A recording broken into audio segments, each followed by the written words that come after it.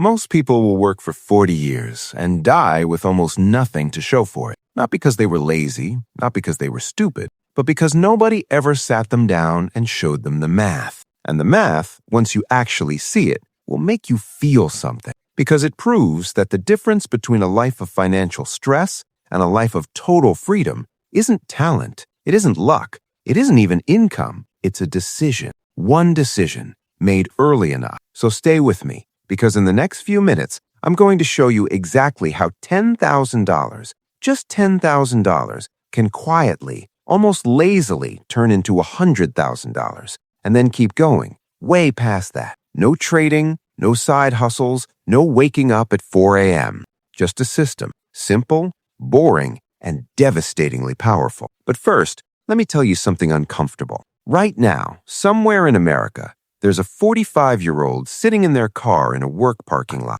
just sitting there, engine off, staring at nothing. They're not lazy. They've worked hard their entire adult life, every single year, never missed a shift, never complained too loudly. They did everything right, or at least everything they were told was right. Get a degree, get a job, pay your bills, be responsible.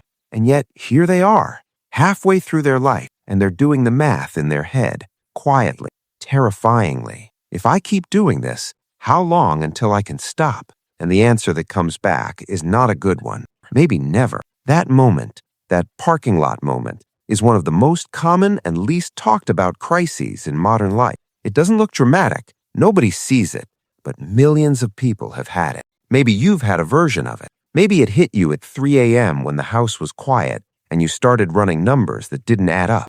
Maybe it hit you when a coworker announced their retirement and you quietly calculated that you couldn't do the same for another 25 years. Maybe it hit you when your kid asked about college and you felt that hollow drop in your stomach. That feeling has a name. It's not anxiety. It's not depression. It's clarity. Painful, unwelcome clarity. And if you felt it, good. Hold on to it, because that feeling is actually the starting line, not the finish line. The starting line. Here's what a normal American financial life looks like.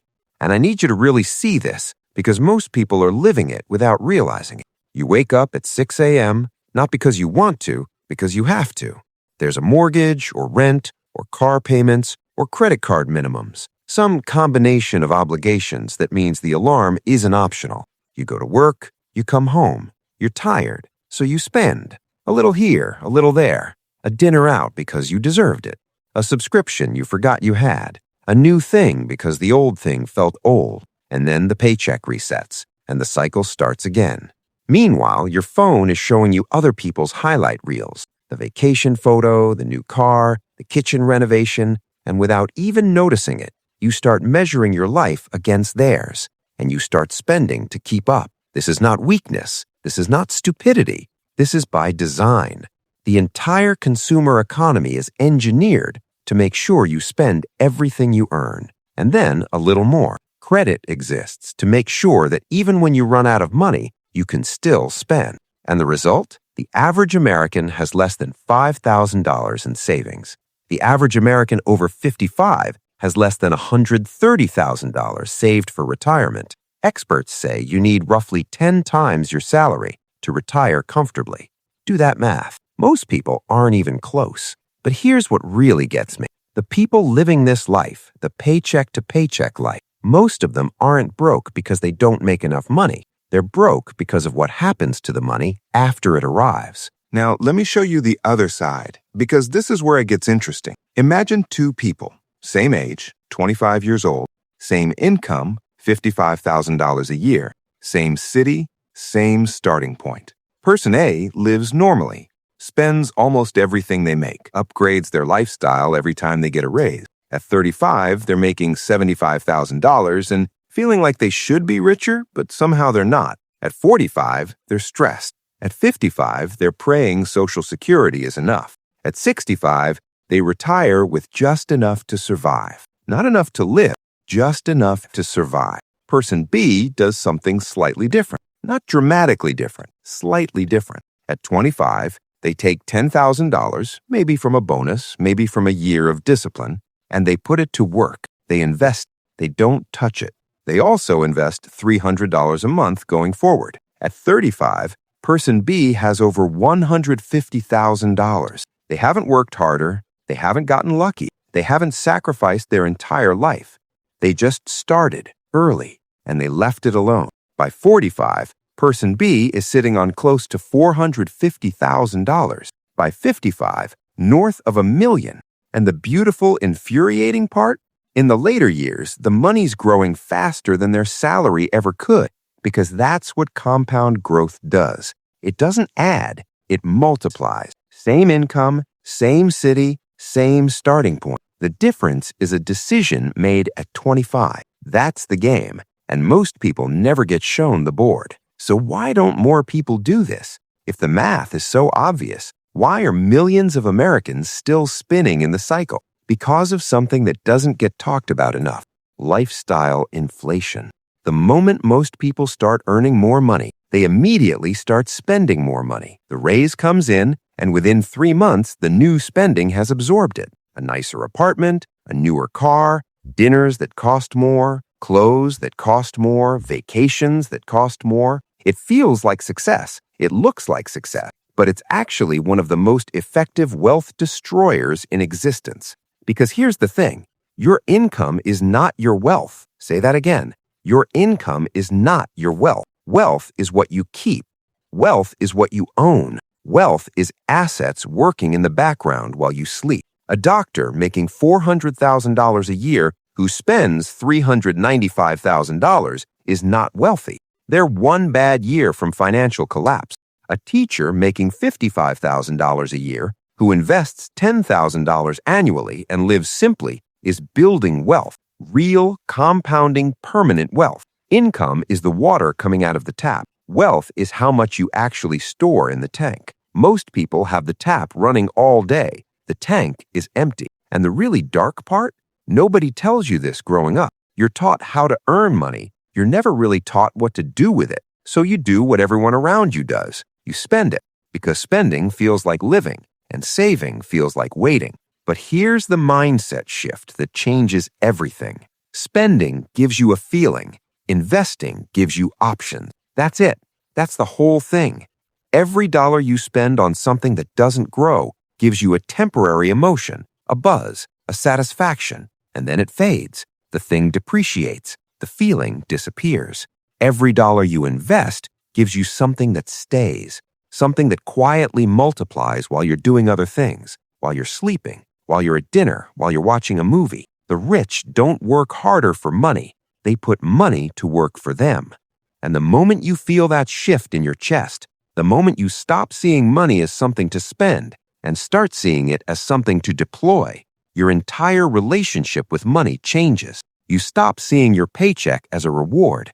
You start seeing it as raw material. The question stops being, what do I want to buy this month? And starts being, what can I own that will make me money while I'm not working? So let's talk about the actual system, the lazy method, the one that doesn't require you to be a genius or a Wall Street trader or someone who reads financial reports for fun. It starts with a concept called compound growth.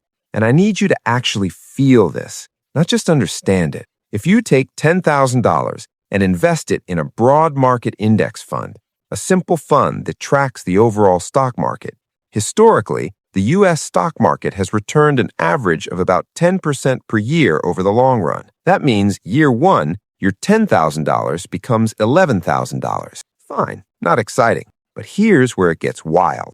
In year two, you don't earn 10% on your original $10,000. You earn 10% on $11,000. So now you have $12,100, and then 10% on $12,310. You're not just earning on your money anymore. You're earning on your earnings, and their earnings, and those earnings. This is what Einstein allegedly called the eighth wonder of the world. And whether he said it or not, the math is undeniable. $10,000 invested at 10% per year becomes $25,000 in about 10 years, becomes $67,000 in 20 years, and becomes $174,000 in 30 years. You put in $10,000 once, and 30 years later, without touching it, without adding to it, Without doing anything, it's $174,000. Now imagine you also added $300 a month on top of that. That $10,000 plus $300 a month over 30 years becomes over $680,000. From $10,000 and $300 a month. That's not magic. That's math and time. Those are the only two ingredients. But, and this is the part that breaks people's hearts, time is the one ingredient you can't buy back. Now let's talk about what to actually invest in, because this is where people freeze up. They think they need to pick the right stock, the right moment, the right secret tip. They don't. The lazy method is boring on purpose, because boring works. Index funds. That's it. An index fund is essentially a basket that holds a little piece of hundreds or thousands of companies at once. When you invest in something like an S&P 500 index fund, you're buying a tiny slice of 500 of America's biggest companies, Apple, Microsoft, Amazon, and 497 more. When America grows, you grow. You don't need to guess which company wins. You own all of them. And the fees on index funds are almost nothing. We're talking fractions of a percent per year. Compare that to actively managed funds that charge 1% or 2% annually, which sounds small until you realize that over 30 years, that fee difference can cost you hundreds of thousands of dollars. The research on this is overwhelming. The majority of professional fund managers, people paid millions to pick stocks, underperform a basic index fund over a 20-year period. So the lazy, do-nothing, boring strategy of just buying an index fund and holding it consistently beats the experts. Boring wins. You put money in, you leave it alone. You don't panic when the market drops because markets always recover, and drops are actually when you want to be buying more. And over time, you accumulate wealth that feels almost embarrassingly simple, given how complicated people make it seem. There are a few other pieces to this system. Avoid bad debt like it is trying to steal your future, because it is. There's a difference between debt that makes you money and debt that bleeds you dry. A mortgage on a house that appreciates in value, that's a tool. A credit card carrying a 24% interest rate on a shopping spree, that's a trap. A predatory personal loan, a buy now, pay later habit, financing furniture that'll be worthless in 5 years, these are all slow leaks in your financial boat.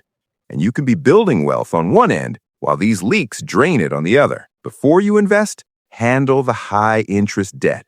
Pay it off with urgency, because there is no investment in the world that consistently returns 24% a year. Paying off a 24% credit card is literally a guaranteed 24% return. Do that first, then invest. And then the other piece, delayed gratification, the ability to choose the future version of yourself over the present version. This sounds simple. It is not. We are wired, deeply, biologically wired, to prefer now over later. It's called hyperbolic discounting, and it's why lottery tickets are popular and retirement accounts are not.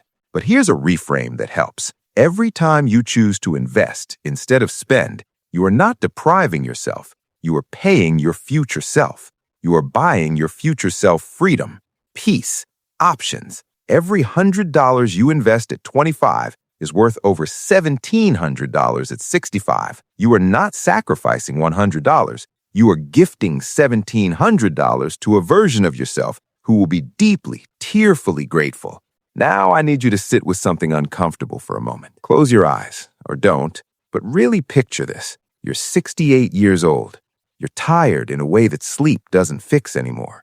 Your body aches in places you didn't know could ache, and you're looking at your bank account, really looking, and the number is not what you imagined it would be. You worked. God, you worked. For 40 years, you showed up, gave your time, your energy, your best hours of your best decades. And now you're calculating whether Social Security is enough. It's not. It's not even close. So you're thinking about working a few more years, or asking your kids for help, or just quietly reducing what life looks like. No travel, no spontaneity, no generosity, no peace. Just management, just surviving. And somewhere in that moment, a thought surfaces, quiet and brutal. What if I had started sooner? Not dramatically sooner, not with more money, just sooner. What if at 28, someone had shown me this math? What if I had taken that 1 year I spent upgrading my apartment and instead invested that $10,000? The math plays out in your head, And the difference, the gap between what you have and what you could have had, is staggering. And it's not because you failed. It's because nobody showed you. And by the time you figured it out, time had already moved on. That's the cruelest part of this whole thing. The cost of not knowing isn't a fine or a penalty. It's a missing future, a version of your life that was always possible, that you just never got to live. I don't want that to be your story. And you still have time to make sure it isn't. Because here's what the other side actually feels like. And I want you to really let yourself imagine this. It's a Tuesday morning. You wake up naturally, no alarm. The sun is coming through the window, and you lay there for a moment just breathing, not rushing, not dreading, just present. You don't have a meeting until noon, maybe. Or maybe you move it, because you can. You check your investment account, not with anxiety, but with quiet satisfaction. The number is bigger today than it was yesterday. Not because you did anything, just because time passed. Because years ago, you made a decision and you stuck to it. And now your money is doing its job, so you don't have to do so much of yours. You have options, real options, not the fake options of picking between two brands of toothpaste. Real options. Like, do I want to keep working, or do I want to take a year off and actually live? Do I want to help my kid with their first apartment? Do I want to give back to the people in my life who needed it when I had nothing? That's what financial independence actually feels like. It's not Lamborghinis, it's not private jets, it's options. It's calmness. It's the permanent absence of that specific kind of panic that comes from not having enough. The people who've built real wealth don't usually look like you'd expect. They're not flashy. They're just free. And that freedom, that quiet, unsexy freedom, is the most underrated form of luxury in existence. No one talks about the freedom to say no to a bad job, the freedom to take care of a sick parent without calculating the cost, the freedom to not check your bank account every time you tap your card. That freedom is available. It's not reserved for people smarter than you or luckier than you or born into more than you. It just requires a decision, and then another, and then consistency, and then time. Here's the truth that I want to leave you with. The financial system is not designed for you to build wealth. It's designed for you to consume, to borrow, to lease your lifestyle from institutions that profit from your financial anxiety. Every billboard, every ad, every buy now, pay later button is engineered to separate you from your money as quickly and pleasurably as possible. And the people who escape that cycle, who actually build freedom, they're not geniuses. They're not privileged. They're not even particularly disciplined in a superhuman way. They just understood one thing that most people don't. Time in the market with consistent investing does the heavy lifting for you. You don't have to be brilliant. You have to start. You have to stay, and you have to leave it alone long enough to let the math do what it does. $10,000 invested and left alone becomes $100,000, and then keeps going. Not because of some trick, not because of some secret, because of a principle that is older than any of us. Money, given time, multiplies, and your only job is to give it both. So, the question isn't whether this works. The question is whether you'll start today or spend the next 10 years wishing you had, because 10 years from now, you'll be 10 years older either way. The only difference is whether you'll be 10 years wealthier.